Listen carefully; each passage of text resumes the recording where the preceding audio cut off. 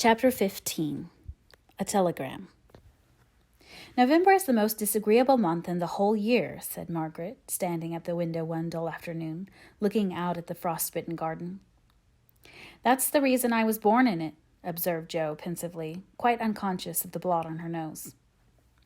"If something very pleasant should happen now, we should think it a delightful month," said Beth, who took a hopeful view of everything, even in November. "I dare say, but nothing pleasant ever does happen in this family," said Meg, who was out of sorts.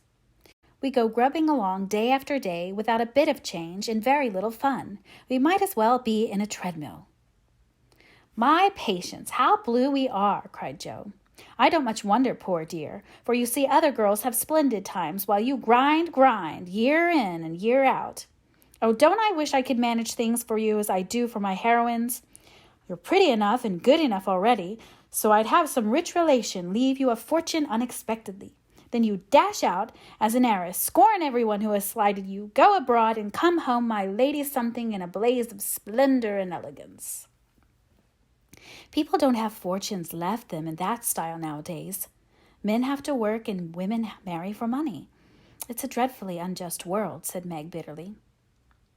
"Jo and I are going to make fortunes for you all. Just wait 10 years and see if we don't," said Amy, who sat in a corner making mud pies, as Hannah called her little clay models of birds, fruit, and faces. "Can't wait, and I'm afraid I haven't much faith in ink and dirt, though I am grateful for your good intentions." Meg sighed and turned to the frostbitten garden again.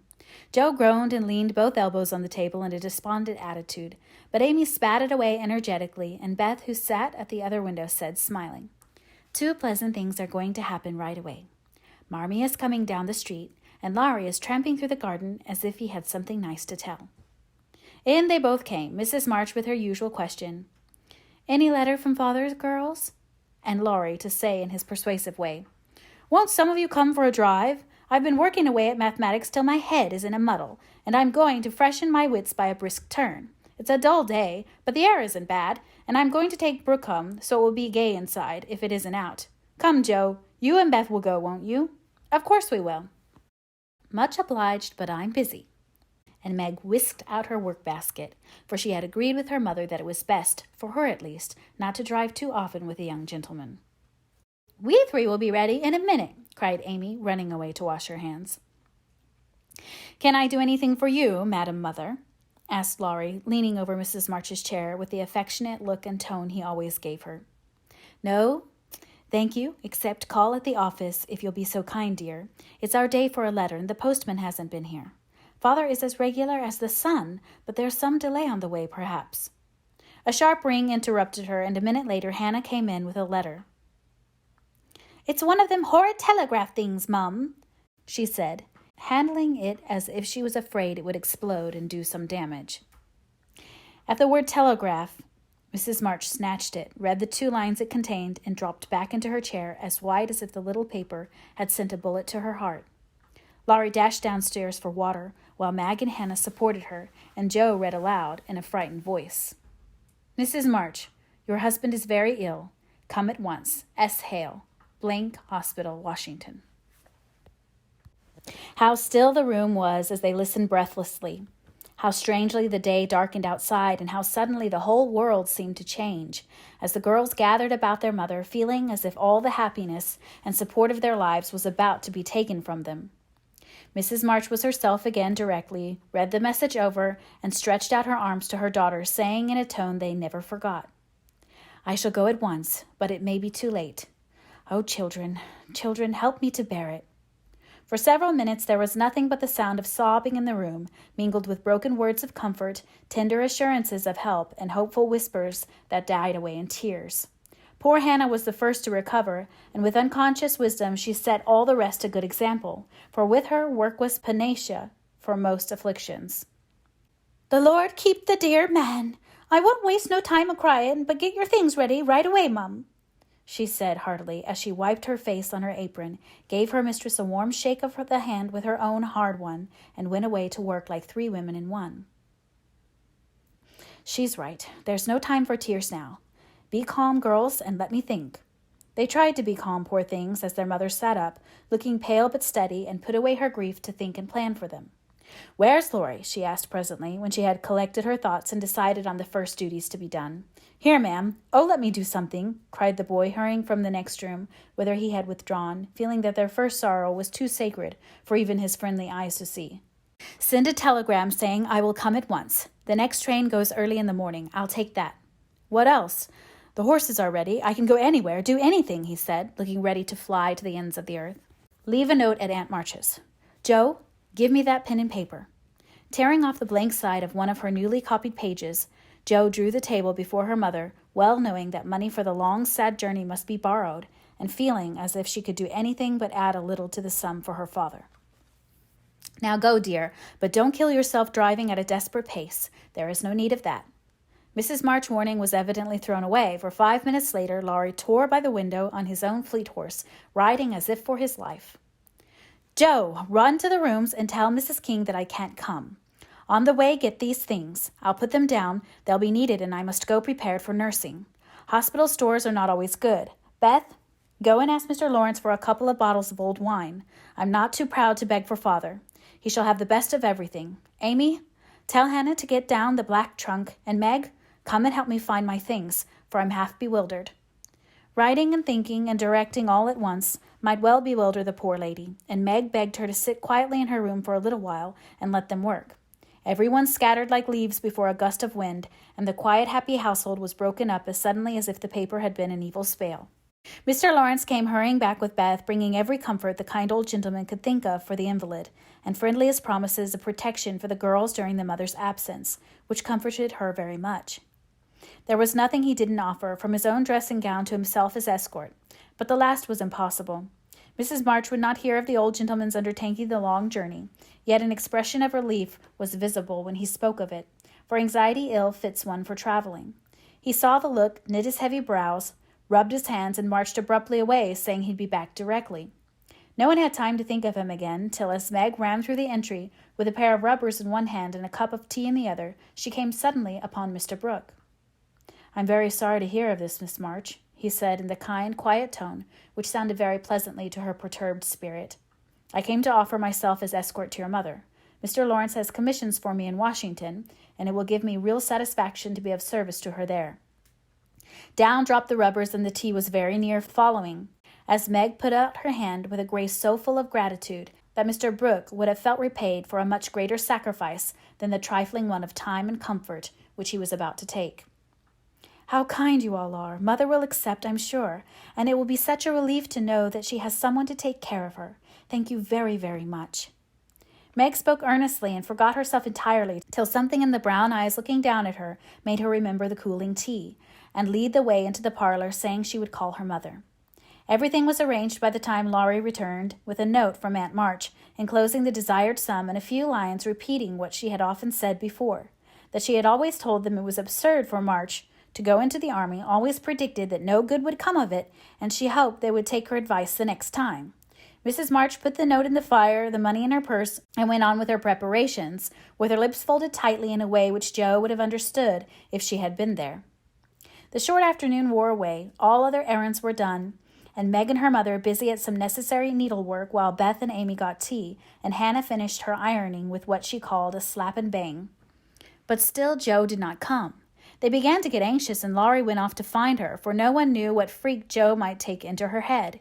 He missed her, however, and she came walking in with a very queer expression of countenance, for there was a mixture of fun and fear, satisfaction and regret in it, which puzzled the family as much as did the roll of bills she laid before her mother, saying with a little choke in her voice, "That's my contribution toward making father comfortable and bringing him home." "My dear, where did you get it? $25?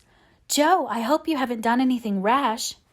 "No, it's mine honestly. I didn't beg, borrow, or steal it. I earned it, and I don't think you'll blame me, for I only sold what was my own."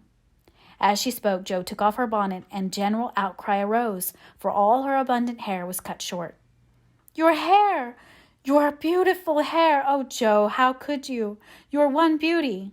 My dear girl, there was no need of this. She doesn't look like my Joe any more, but I love her dearly for it." As everyone exclaimed and Beth hugged the cropped head tenderly, Joe assumed an indifferent air, which did not deceive anyone in particular, and said, rumpling up the brown bush and trying to look as if she liked it, "It doesn't affect the fate of the nation, so don't wail, Beth.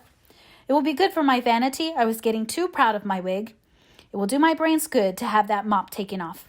My head feels deliciously light and cool, and the barber said I could soon have a curly crop, which will be boyish, becoming, and easy to keep in order. I'm satisfied, so please take the money and let's have supper." "Tell me all about it, Joe. I am not quite satisfied, but I can't blame you, for I know how willingly you sacrificed your vanity, as you call it, to your love. But, my dear, it was not necessary, and I'm afraid you will regret it one of these days," said Mrs. March. "No, I won't," returned Joe stoutly, feeling much relieved that her prank was not entirely condemned. "What made you do it?" asked Amy, who would as soon have thought of cutting off her head as her pretty hair. "Well, I was wild to do something for Father," replied Joe, as they gathered about the table. "For healthy young people can eat, even in the midst of trouble. I hate to borrow as much as Mother does, and I knew Aunt March would croak, she always does, if you ask for a 9-pence. Meg gave all her quarterly salary toward the rent, and I only got some clothes with mine, so I felt wicked and was bound to have some money, if I sold the nose off my face to get it." "You needn't feel wicked, my child. You had no winter things and got the simplest with your own hard earnings," said Mrs. March with a look that warmed Joe's heart. "I hadn't the least idea of selling my hair at first, but as I went along I kept thinking what I could do, and feeling as if I'd like to dive into some of the rich stores and help myself. In a barber's window I saw tails of hair with the prices marked, and one black tail, not so thick as mine, was $40. It came to me all of a sudden that I had one thing to make money out of, and without stopping to think, I walked in, asked if they bought hair and what they would give for mine." "I don't see how you dared to do it," said Beth in a tone of awe. "Oh, he was a little man who looked as if he merely lived to oil his hair. He rather stared at first, as if he wasn't used to having girls bounce into his shop and ask him to buy their hair. He said he didn't care about mine. It wasn't the fashionable color, and he never paid much for it in the first place. The work put into it made it dear, and so on. It was getting late, and I was afraid if it wasn't done right away that I shouldn't have it done at all. And you know, when I start to do a thing, I hate to give it up. So I begged him to take it and told him why I was in such a hurry. It was silly, I dare say, but it changed his mind, for I got rather excited and told the story in my topsy-turvy way, and his wife heard and said so kindly, 'Take it, Thomas, and oblige the young lady.' I'd do as much for our Jimmy any day if I had a spire of hair worth selling."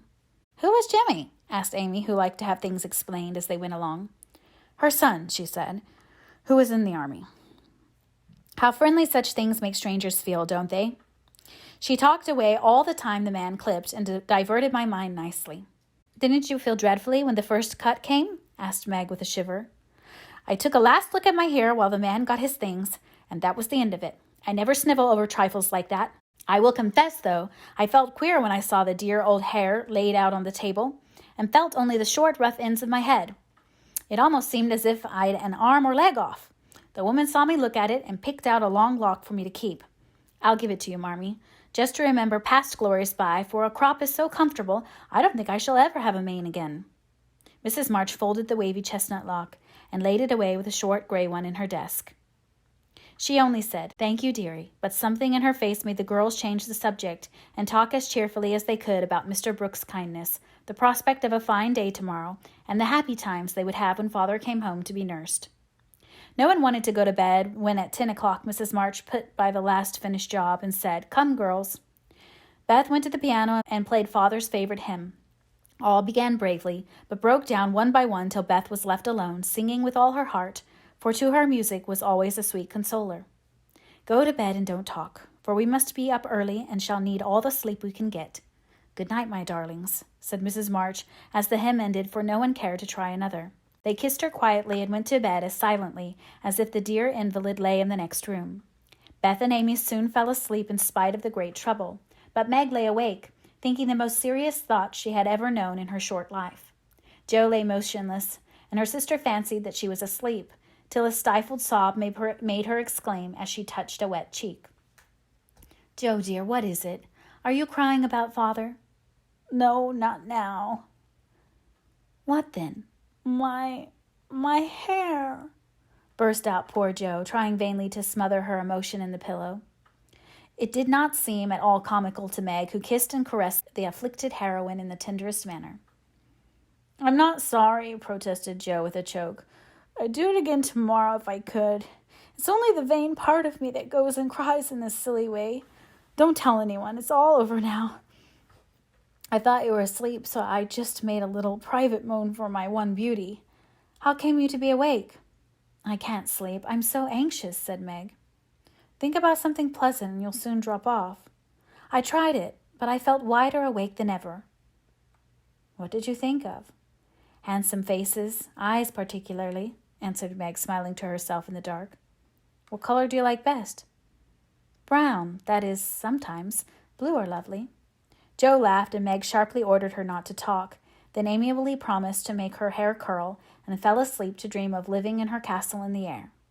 The clocks were striking midnight, and the rooms were very still as a figure glided quietly from bed to bed, smoothing a coverlet here, settling a pillow here, and pausing to look long and tenderly at each unconscious face, to kiss each with lips that mutely blessed, and to pray the fervent prayers which only mothers utter. As she lifted the curtain to look out in the dreary night, the moon broke suddenly from behind the clouds and shone upon her like a bright, benignant face, which seemed to whisper in the silence, Be comforted, dear soul. There is always light behind the clouds.